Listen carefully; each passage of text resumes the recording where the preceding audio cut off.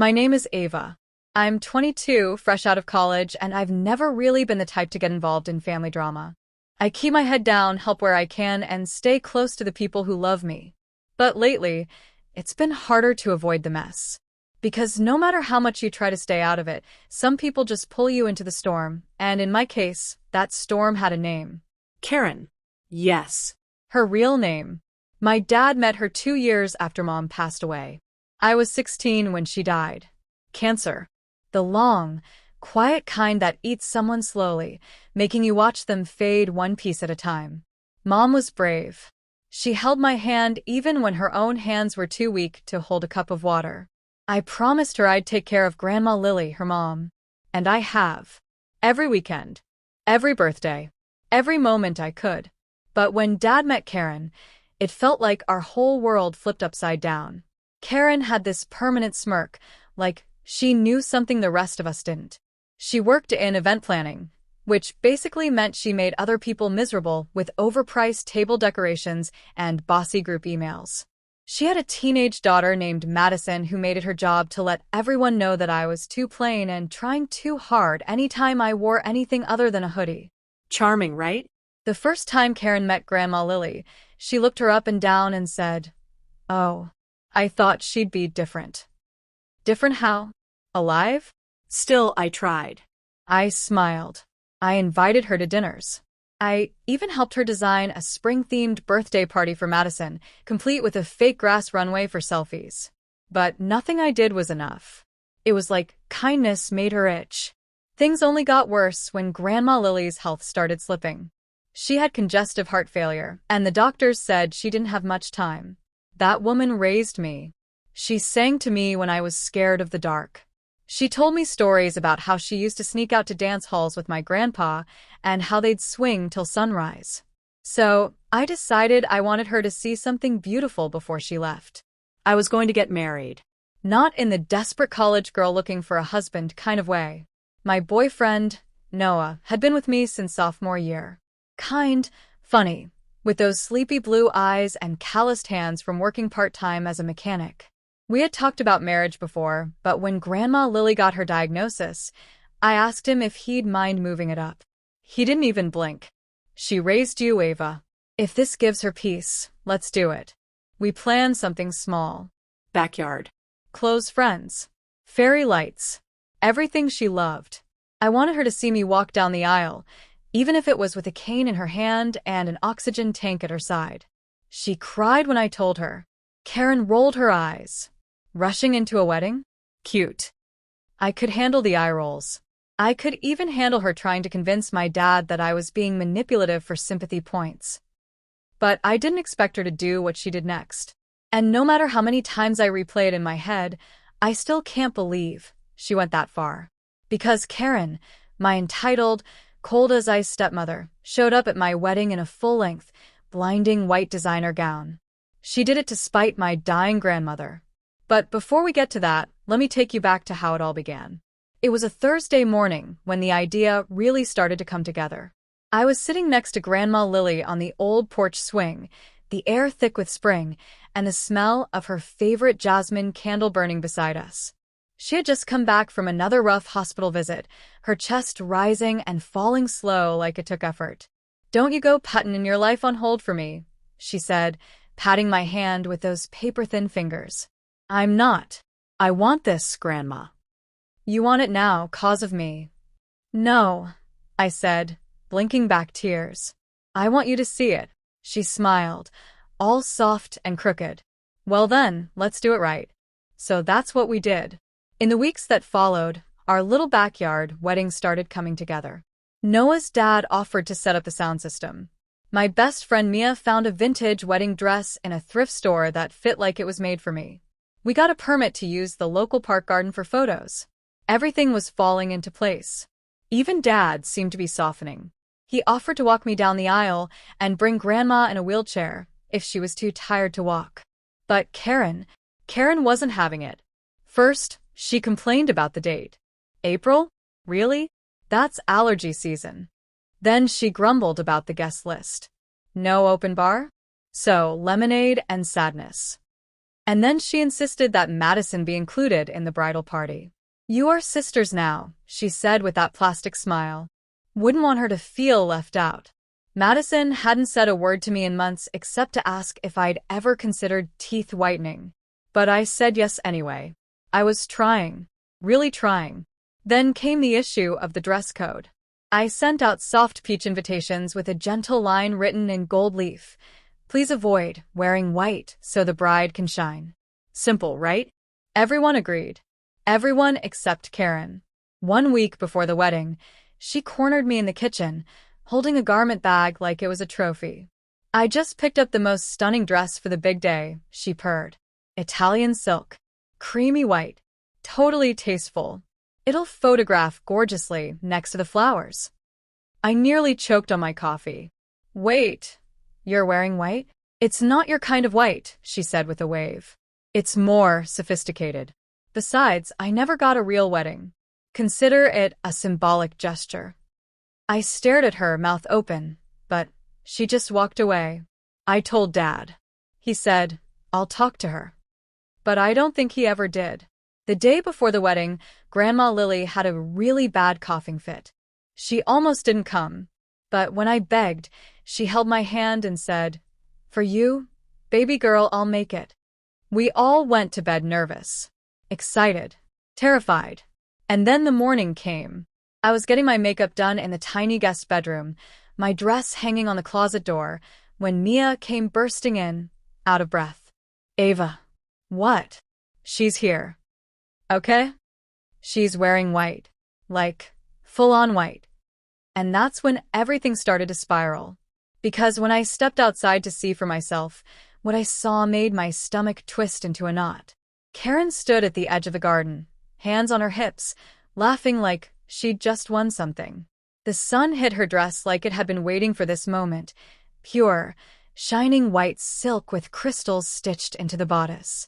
A train that dragged behind her like she was about to walk down my aisle. Grandma Lily hadn't even arrived yet. But when she did, that's when everything changed. Because the second she saw Karen in white, something in her face hardened. And what happened next was something none of us saw coming.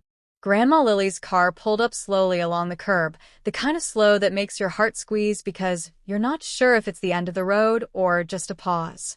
Mia and I rushed to help her out.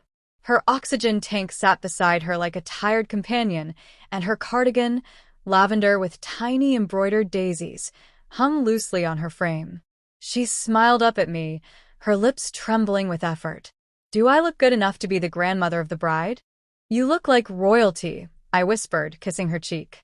But when she turned to face the garden and saw Karen standing there in that dress, her expression changed.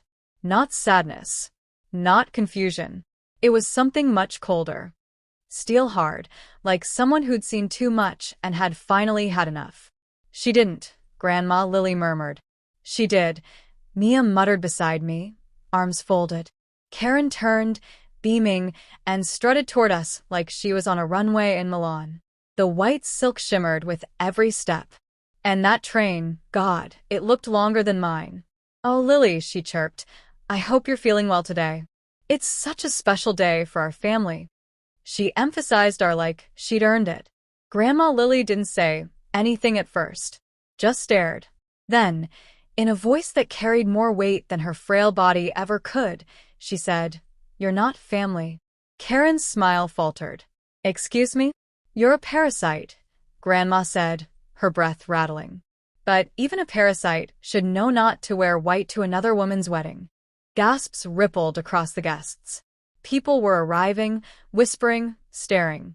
Some tried to pretend like they didn't see what was happening. Others just stopped and watched, like it was a car crash they couldn't look away from. Karen's eyes narrowed. "I'm married to her father." "You're leeching off her father," Grandma snapped. Dad had finally walked over, clearly sensing something was wrong. "What's going on?" he asked. "Ask your wife why she decided to show up looking like a clearance rack bride," Grandma said, her voice cutting through the tension like a knife. I tried to pull her back gently. "Grandma, please, let's not." But she wasn't having it. "Do you think I dragged my dying bones out here to watch some snake in white try to rewrite the story? This is Ava's day. Ava's last day with me. The air thickened.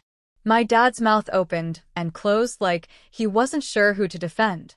Karen turned to me, arms folded. Are you really going to let her talk to me like this on your wedding day? My hands were shaking. Everyone was watching. I felt like I was standing on a stage, but I hadn't rehearsed for this scene. Then Grandma Lily, still holding onto her cane, stepped forward. And that's when it happened. She collapsed. Her knees buckled. Her body went limp. The cane clattered to the stone path. No, and oh. I dropped to the ground beside her. Grandma, Grandma. Mia screamed for someone to call 911. Noah was already sprinting toward us.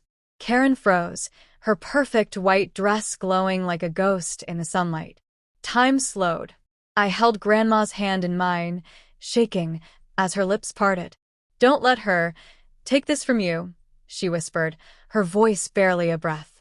I won't. I swear. I won't. The ambulance siren wailed in the distance, growing closer, but for me it was all happening underwater. They loaded her into the back. I rode with her, gripping her hand like I could keep her here just through sheer willpower. Karen didn't follow.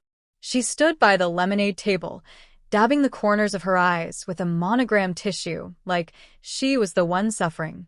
At the hospital, I sat in the waiting room still in my wedding dress, white tulle around my knees, my hair pinned up in curls that no longer mattered. Noah stayed by my side. He didn't speak, just held my hand, like he knew if he said anything I'd fall apart. The doctor came out 20 minutes later. She's stable, he said. But it's not good. She needs rest. She pushed herself too hard. She did it for me, I said. Because today mattered. He nodded. She knew. They let me in to see her. Just me. Her room smelled like antiseptic and fading flowers. Her eyes opened when I sat down beside her. I didn't mean to ruin your day, she whispered. You didn't. You're the only reason it was worth anything. She smiled faintly. Then don't let it be for nothing. Go. Finish what you started. But I want you there. I was there. That's what matters. I held her hand until visiting hours ended. By the time we got back, the sun had dipped below the trees and the fairy lights were glowing. People had stayed, waiting. Mia had told everyone what happened. I stepped into the garden, dirt still on the hem of my dress, and everyone stood. Karen was nowhere in sight. That should have been the end of it. But it wasn't. Because later that night, when the guests had gone and I finally checked my phone, I saw it. A post. Public. From Karen. A photo of herself standing under the wedding arch, captioned, "When the real star of the day accidentally upstages the bride." Oops. And that's when I knew. This wasn't just some attention stunt. It was war. The moment I saw that post, something inside me cracked, not a loud, dramatic break, but a quiet, sharp one, like the snap of a thread that had been holding me together. There she was, in full designer white, standing smugly under the arch my friends and I had strung with fairy lights and roses, the same arch I was supposed to have said my vows beneath. Her hand was on her hip, her lips curled into a self-satisfied smirk. And her caption? It made my stomach turn. When the real star of the day accidentally upstages the bride. Oops. The post had likes. Comments. Emojis. Gorgeous. Total queen. Wait. Was this your wedding? You look amazing. Bride goals, fire, fire, fire. She had cropped out the chairs, the decorations, even the flower petals we'd laid down by hand. There was no sign of Noah, no guests, no me. It was like she'd taken our entire day and turned it into a photo shoot for herself. I turned my phone around and showed Noah. His jaw tightened. Is she serious? She knew what she was doing. She planned this. Mia came over, still barefoot from dancing. What's going on? I showed her the post. Her eyes nearly popped out of her head. Oh, hell no. She whipped out her phone and started typing furiously. Within seconds, our group chat was lit up. What the actual?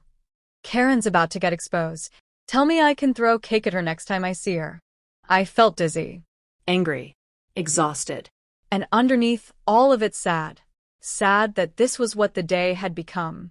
sad that my last beautiful moment with Grandma Lily had been overshadowed by a dress and a stupid post. I should have known, I said, voice low. She's always been like this. Every birthday, every family dinner. It was never about us. It was always about her. Noah sat beside me and laced his fingers through mine. Then maybe it's time we stop letting her win. I looked at him. What do you mean? I mean we take your day back. I blinked. How? We finish it. For real this time. But Grandma's not here. She was there, he said gently. She wanted this. She told you not to let her take it from you. So don't. That night, with the stars overhead and the fairy lights still glowing, we did it. Not the big wedding. Not the music or speeches or dramatic walk down the aisle. Just me, Noah, Mia, a few friends who had stayed, and my dad, quiet, guilty, standing in the back with his hands in his pockets. I wore my dress again. Noah stood under the arch. Mia read a few vows we'd scribbled on notebook paper.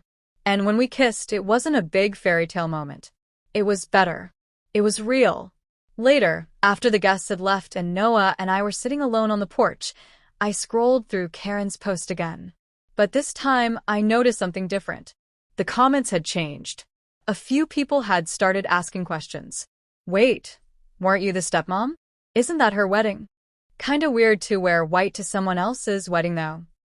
Girl, read the room. Then more. I was there. She didn't upstage anything. She embarrassed herself. Bride's grandma literally collapsed and you're out here posting selfies? Karen, take this down. It's gross. And just like that, the tide turned. It was happening. People were seeing her for who she was. The next morning, I woke up to over 40 messages and 2 missed calls from my dad. I didn't answer. Not yet. Instead, I turned over and found a note on the nightstand from Noah. Just one line. You're not done yet. Let's show them who you really are. That same day, Mia and I met at her apartment. We sat on her bedroom floor surrounded by iced coffees, old photo albums, and a laptop. Are you sure you want to do this? She asked. I'm done hiding. I started typing. It wasn't meant to go viral. It wasn't even meant for the world. It was for me. But somehow, that post, my post, reached thousands. I told the story. Every piece of it. My mom's death. My promise to my grandmother. The decision to get married so she could be there. The dress code. The warnings. Karen's refusal. The collapse. The hospital visit. The Instagram post. I ended it with this. This isn't a story about a ruined wedding. It's a story about love. About choosing kindness, even when people try to drag you into their darkness. Karen wore white to be seen. But my grandmother saw me. That's what matters. I didn't expect the response. The comments flooded in. This made me cry. You're amazing. Karen is the living definition of toxic. I hope your grandma recovers. She sounds like a queen. You handled this with so much grace. I don't think I could've. Drop the at. We need to talk to Karen. People started digging. Screenshots of Karen's posts started popping up everywhere. Even a few wedding blogs picked it up. By noon, Karen had turned off the comments on her post. By 3 p.m., she deleted it entirely. And by that evening, I got the call. From my dad. I almost didn't answer. But something told me I needed to hear what he had to say.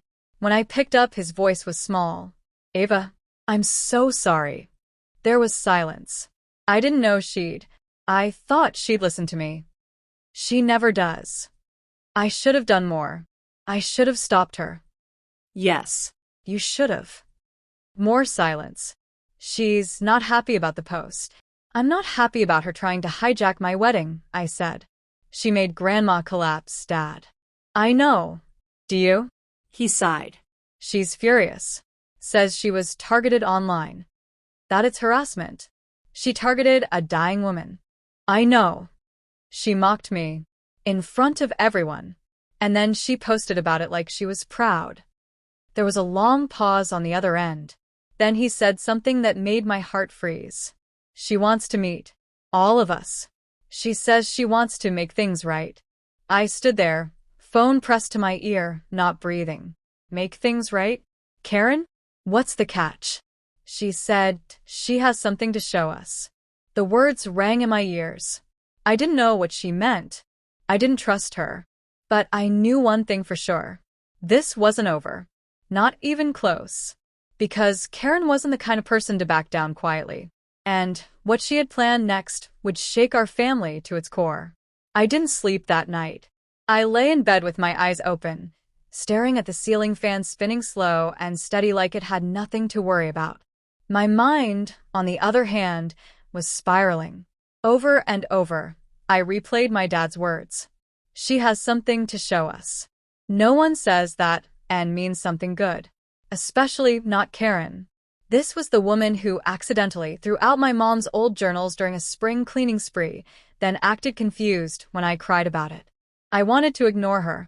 Let the post die, let the internet bury her, and move on with my life. But deep down, I knew it wasn't that simple. If Karen said she had something planned, it meant she had a plan. And ignoring it wouldn't stop her. So I agreed to the meeting. Against every instinct, every gut feeling telling me to run, I said yes. Noah didn't love the idea.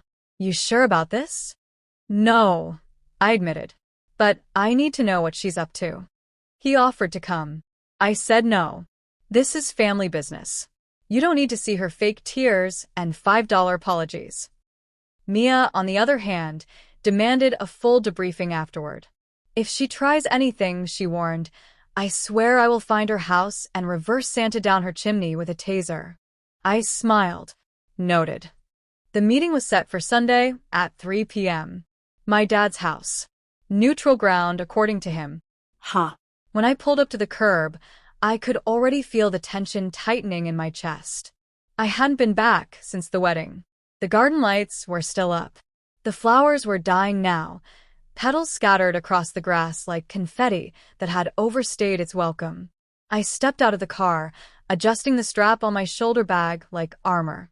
As I walked up the steps, the door opened. Karen was already waiting.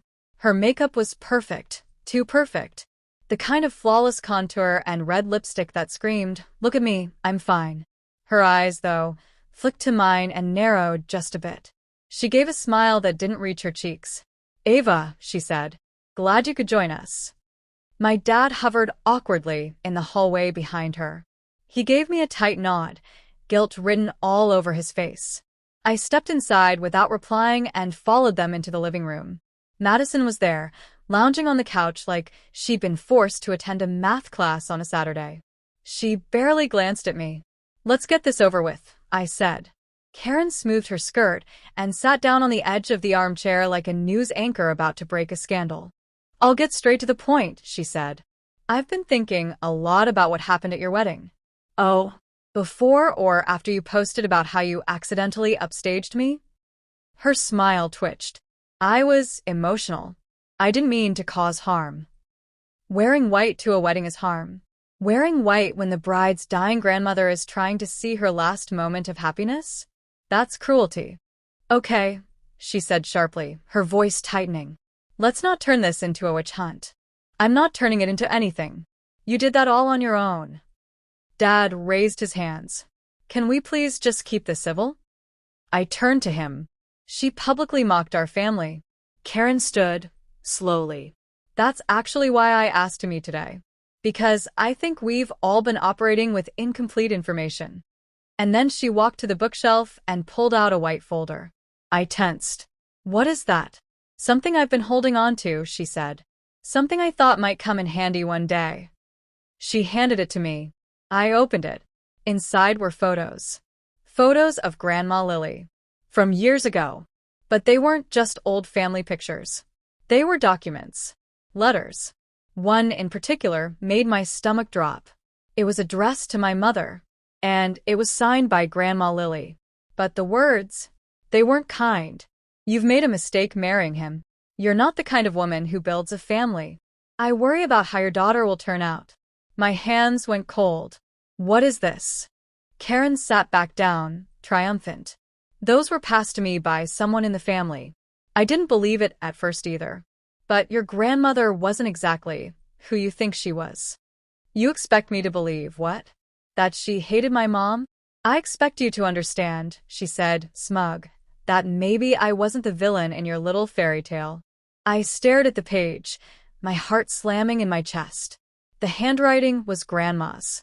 The date lined up with when I was just a baby. But this, none of it made sense. Grandma had worshipped my mom. She cried at her funeral like a piece of her soul had been buried with her. She told me stories. She loved her. Where did you get this? Karen raised a brow. Let's just say, not everyone in the family thought you deserved a pity party. I looked at my dad. Did you know about this? He looked stunned. I've never seen those before. I turned back to Karen. You're trying to dig up dirt on a woman who's literally dying. You think this makes you look better? I think it puts things in perspective, she said coolly. And if I were you, I'd stop encouraging the internet mob. Because I can post these anytime. The whole world loves a scandal. I closed the folder and stood up. You're disgusting. She shrugged. I'm prepared. There's a difference. Prepared for what? Her smile widened. For what comes next. That night, I drove straight to the hospital. Grandma Lily was asleep, her chest rising in shallow breaths, the machines around her humming gently. I sat beside her and opened the folder again, staring at the letter like it was a bomb I didn't know how to defuse. I needed answers. And I knew, when she woke up, I was going to ask. But when she did wake, her response wasn't what I expected. She looked at the letter. She blinked. And then, her voice rasped out. I wrote that. My heart dropped. You what? Her fingers trembled as she touched the page. I wrote it. But it wasn't what you think. I waited, barely breathing. I was scared, she whispered. Scared your mother would leave me behind. She was so full of light. And I was jealous of the life she'd built. I thought I was losing her. So you wrote this? I never sent it, she said. It was a draft. I tore it up. Then how does Karen have it? I don't know. I leaned back, stunned. She's trying to use this to destroy what we have. Grandma closed her eyes. Then don't let her. I won't, I whispered. But as I left the hospital, my phone buzzed again. A new post. From Karen. Sometimes the truth hurts, but lies hurt more. Stay tuned, everyone. There's more to this story than you know. The next photo? A picture of me and my mom. Captioned, even fairy tales have dark beginnings. And that's when I realized, Karen wasn't just after the wedding. She was after everything. That photo of me and my mom felt like a knife. Not because it was offensive or insulting, but because it was ours. A quiet moment from my childhood, me on my mom's lap, her hair wild from the wind, my tiny hands holding a dandelion. It wasn't staged. It wasn't meant for the internet. It was sacred. And now Karen had dragged it into the storm. Her post was already gaining traction because people love drama. They eat it up like popcorn and she was feeding them spoonfuls. Whoa, there's more to this story? She's being silenced. Let her speak. First they cyberbully her. Now they're hiding stuff? Mia sent me a screenshot with just 2 words. She's escalating. I called my dad. I'm going over there, I said. Ava, no. She's posting pictures of my mother. Our family. She's done pretending this is about a wedding. I'm not letting her rewrite our lives. I'll come with you. No, I said. You've stood beside her long enough. This time, you stand behind me. The drive to Karen's house felt different now. Not like heading into an ambush. Not like fear. This time, I had something bigger than anger. I had truth. When she opened the door, she looked surprised. She was in a silk robe, coffee mug in hand, like she hadn't just started a war online. Well, if it isn't the bride of backlash, she said, smirking. Come to apologize? Take the post down. Which one? The truth one? Or the adorable throwback? You were such a pudgy little thing. I'm not playing, Karen. That photo belonged to my mom. You had no right to use it. Oh, but you had a right to drag me across the internet? Call me a snake? A monster? You wore white to your stepdaughter's wedding to hurt a dying woman. She stepped closer. Oh, please. If your grandma's that fragile, maybe she shouldn't be outside. I snapped.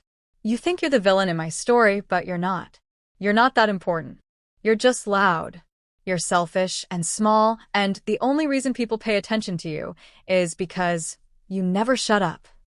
Her smile twitched. You think you won because the internet liked your little sad post. But I've been playing this game a lot longer than you, Ava. You think they're loyal? Wait until I tell them the rest. Wait until they see who your grandmother really was. Do you want a story? I'll give them a scandal. I already know about the letter, I said. That stopped her. What? I saw it. I asked her about it. And you know what? She owned it. She admitted it. She made a mistake. Because people with real hearts can do that. They grow. She blinked, like I'd just spoken a language she didn't understand. I don't care how many half-burned letters you dig up. You're not going to poison the memory of the only woman who loved me like a mother after mine died. You will not take her from me. Karen was silent for a moment. Then she leaned in. You know what's funny? She whispered. I never wore white for the attention.